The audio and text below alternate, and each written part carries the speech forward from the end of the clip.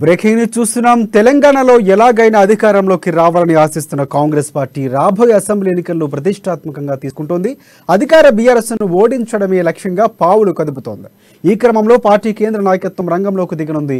ఈ నెల 16, 17న హైదరాబాద్ వేదికగా కాంగ్రెస్ వర్కింగ్ కమిటీ సమావేశం జరపాలని నిర్ణయించింది.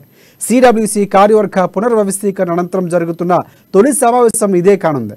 ఇక ఈ సమావేశం హైదరాబాద్లో జరపాలని తెలంగాణ పీసీసీ ప్రతిపాదించింది. సమావేశంతో రాష్ట్ర కాంగ్రెస్లో జోష్ వస్తుందని భావించింది. దీనికి అధిష్టానం ఒప్పుకుంది.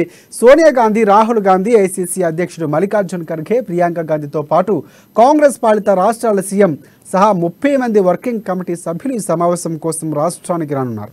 అగ్రనేతల రాకతో తెలంగాణ కాంగ్రెస్లో కొత్త జోష్ రానుంది.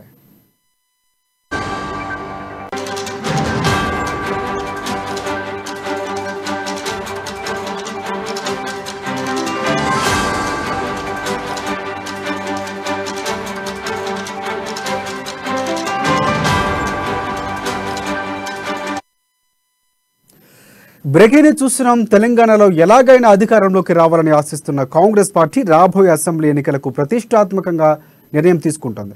ఇక అధికార బీఆర్ఎస్ను ఓడించడమే లక్ష్యంగా పావులు కదుపుతోంది.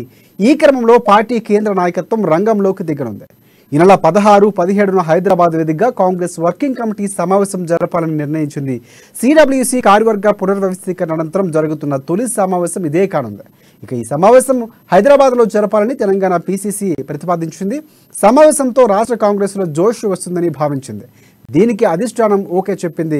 ఇక సోనియా గాంధీ, రాహుల్ గాంధీ, ఐసీసీ అధ్యక్షుడు మల్లికార్జున్ ఖర్గే, ప్రియాంక గాంధీతో పాటు కాంగ్రెస్ పాలిత రాష్ట్రాల సీఎం సహా 39 మంది వర్కింగ్ కమిటీ సభ్యులు ఈ సమావేశం కోసం రాష్ట్రానికి రానున్నారు.